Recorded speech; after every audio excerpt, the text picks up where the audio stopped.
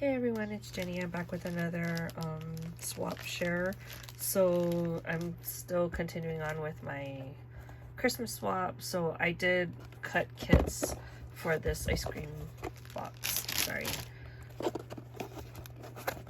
So it looks, it's so hard to get this like a shot. Okay, so it looks like that.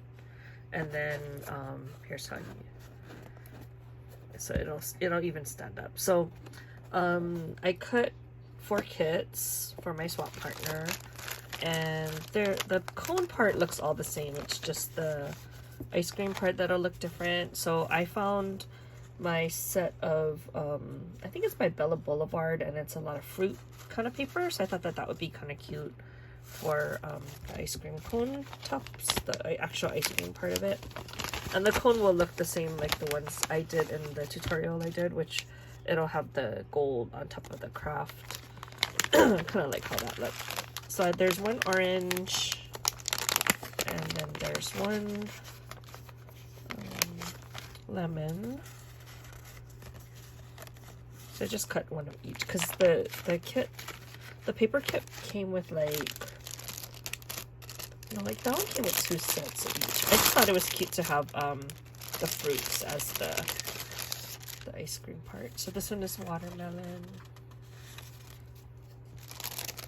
It's just a lot of die cutting because there's like 6 panels of each that you have to cut, and then the last one is the cherries. So that is the that is one of the gifts for the Christmas swap. And I will link the tutorial below. Once I package them up, then I will do another video, and I will try to link them together. All right, thanks. Bye.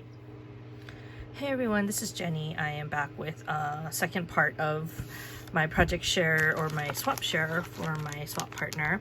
I just wanted to come back and show the packaging. So earlier I showed you the contents of the ice cream cone box along with the sample, and I will link the video tutorial that I did. It was actually the same treat box that I had submitted for Tamika's gift treat box swap. I know, card swap. Anyway, so I had made 4 kits for my swap partner, and I showed you already all the contents. I did add the cherry that she can use to put on top if she wants to, and then I did it like a waterfall packaging, which is kind of my go-to when I do kits now, now that I know how to do it. And then I just this sticker came from the part of the collection. There's a big cardstock sticker sheet, so I just used one of them to give it a little bit more decoration. And then I got one of an old rosette that I had in my stash that I just like mass produced them so that when I need it I can just go through it, and hopefully I'll have something that matches.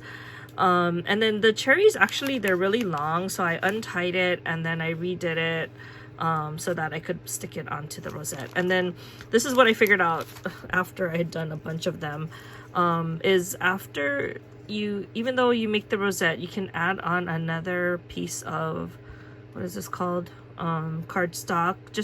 I just punched a 1-inch circle, and then I glued behind it, and then I just used hot glue.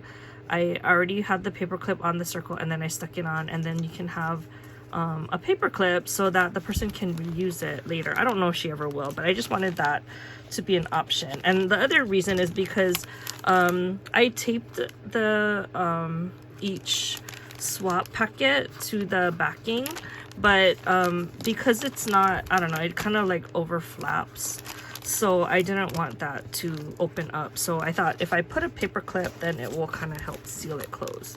So that is my packaging for this swap, and I will come back with all of the rest, and I will try to link the 2 videos together so you can see what the contents are inside.